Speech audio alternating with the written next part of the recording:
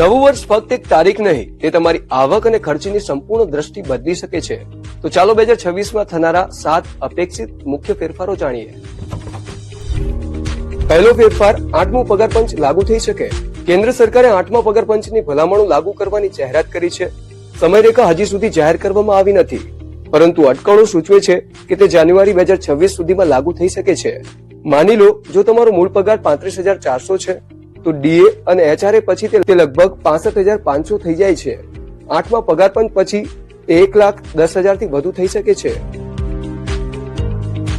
Petroleum અને કુદરતી gas નિયમનકારી બોર્ડે 1 જાન્યુઆરી 2026 થી ગેસ પરિવહન શુલ્ક ઘટાડ્યા છે, જેના કારણે દેશના વિવિધ રાજ્યોમાં સીએનજી અને ઘરેલું પાઇપ્ડ નેચરલ ગેસ એટલે કે પીએનજી ના ભાવમાં પ્રતિ યુનિટ 2 થી 3 રૂપિયાનો ઘટાડો થશે.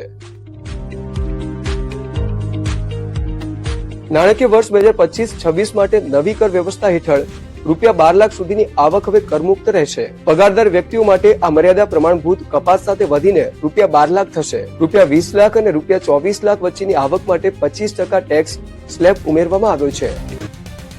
1 એપ્રિલ 2026 થી નવો ઇન્કમ ટેક્સ 2025 લાગુ થશે, જે 1961ના જૂના કાયદાને બદલે આવશે. સરકારના જણાવ્યા મુજબ આ ટેક્સ સિસ્ટમ સરળ હશે, જેનાથી ટેક્સ રેટમાં કોઈ ફેરફાર થશે નહીં.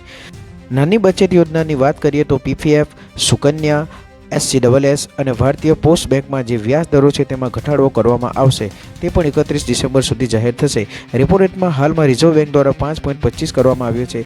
હાલ પોસ્ટ ઓફિસમાં બચત ખાતા પર 4%, પીપીએફમાં 7.1%, સુકન્યામાં 8.2%, જ્યારે એસસીએસમાં 8.2% જેટલું વ્યાજ મળે છે, જે વ્યાજ દર પણ ભવિષ્યમાં ઘટી શકે છે. છઠ્ઠા ફેરફારની આપણે વાત કરીએ તો જાન્યુઆરી 2026 થી મોટાભાગની કારો મોંઘી થઈ શકે છે. એમજીએ પહેલેથી જ ભાવ વધારાની જાહેર કરી છે.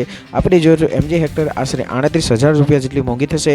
ત્યારબાદ લક્ઝરિયસ કારોમાં BMW અને મર્સિડીઝમાં 2 થી 3% જેટલો ભાવ વધારો થવાની પૂરેપૂરી શક્યતા છે. આ ઉપરાંત રેલવે રિઝર્વેશનની આપણે વાત કરીએ તો તારીખ 12 જાન્યુઆરીથી એવા યુઝર્સ કે જેમનું આઈઆરસીટીસી એકાઉન્ટ આધાર સાથે લિંક નથી, તેઓ સવારે 8 થી રાત્રે 12 વાગ્યા સુધી ટિકિટ બુક કરાવી શકશે નહીં. આ નિયમ માત્ર રિઝર્વ ટિકિટ બુકિંગ ખોલવાના પ્રથમ દિવસ માટે જ છે.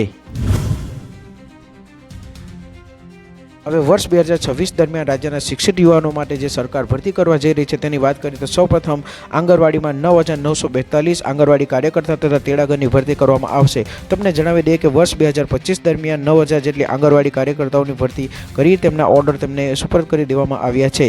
આગળ જોઈએ તો ત્યારબાદ સરકારશ્રી દ્વારા રાજ્યની તમામ પ્રાથમિક શાળાઓમાં 5,500 જેટલા વિદ્યાસહાયકોની નિમણૂક કરવામાં આવશે. તેના માટે હાલમાં જ ટેટ 1ની પરીક્ષા લેવામાં આવી છે.